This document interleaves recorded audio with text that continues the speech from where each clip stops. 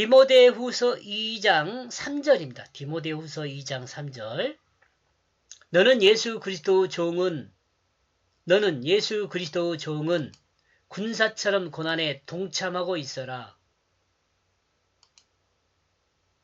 여기다 이 는자 빼도 되지 않을까도 생각한데요. 주어로서는 변화가 없으니까요. 너 예수 그리스도 종은, 여기가 주어죠. 여기까지가. 군사처럼 고난에 동참하고 있어라. 군사처럼 고난에 동참하고 있어라. 성경으로 기록된 바울의 삶은 예수님의 사자가 된 것과 같이, 바울의 삶이, 그죠? 성경으로 기록된 바울의 삶이 예수님의 사자가 된 것과 같이, 이제 구원받은 성도도 예수님의 소명을 따라 예수를 증거하는 증인이 되었다고, 증인으로서의 삶의 기본 자세에 대해서 성경은 이 시대의 성도들에게 가르치고 있습니다. 성도의 기본 자세, 군사처럼 고난에 동참하라, 이런 거인가 보죠. 그죠? 성도의 기본 자체. 그리스도의 증인된 사람의 삶의 모습은 마치 군사와 같다고 말하고 있습니다. 성경은 성도에게 그냥 군사가 아니라 좋은 군사가 되어야 한다고 말하고 있습니다. 그리스도의 좋은 군사는 고난에 동참하는 군사라고 말합니다. 고난을 피하는 군사가 아니라 어려운 일이 닥쳐와도, 세상의 핍박이 와도, 또한 집안에 어려운 일이 있어도 이러한 여러 가지 간섭과 장애에도 굴하지 말고 예수가 부탁한 증인으로서의 삶을 살아야 한다고 말하고 있습니다. 이 삶은 진실한 사랑으로 진실한 사랑의 섬김을 벗어나지 않는 삶입니다.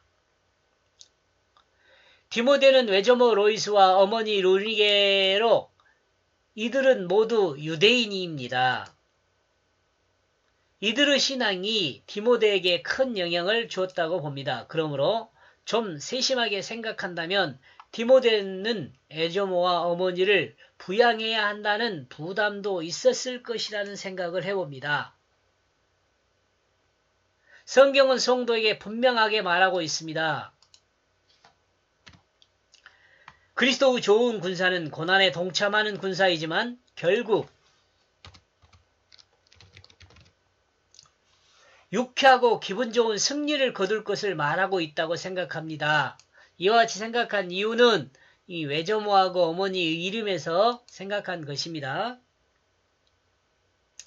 4절, 군사로 활동하는 자에게는 아무것도 아니다. 자기가 행하려는 그 어떤 일이 얽혀져 있는 것이. 왜냐하면 군사로 소집한 그를 기쁘게 하기 위해 노력해야 하기 때문이다.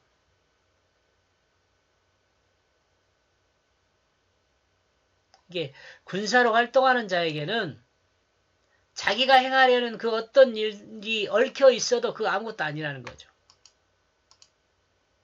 앞에서 그 내용 설명한 것 같아요.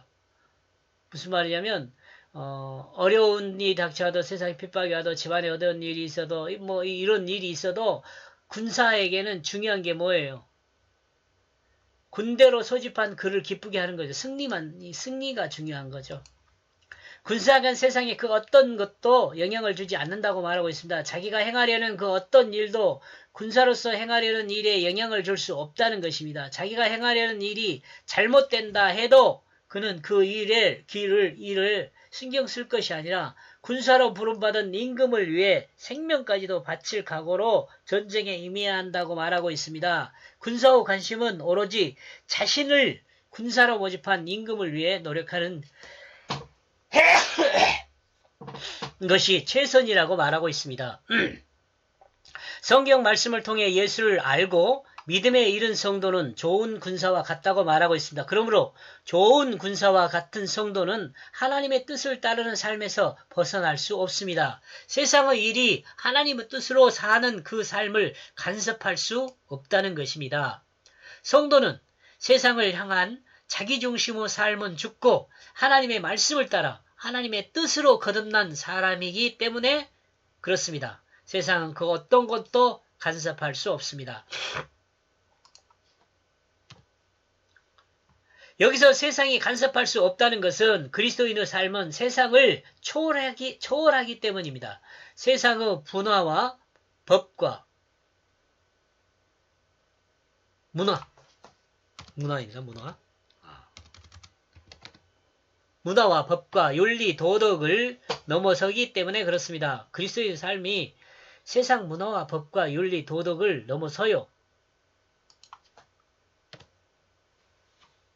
그러므로 그리스도인의 삶은 세상이 감당할 수 없다고 말합니다. 세상이 감당할 수 없다는 것은 진실한 사랑의 섬김의 삶이기 때문에 그렇습니다. 이 삶은 사람뿐만 아니라 하나님이 창조한 모든 것을 진실한 사랑으로 섬기게 되는 삶이 되기 때문에 그렇습니다. 이 삶은 세상 앞에서뿐 아니라 하나님 앞에서도 인정함을 받는 삶입니다. 여기까지 보겠습니다.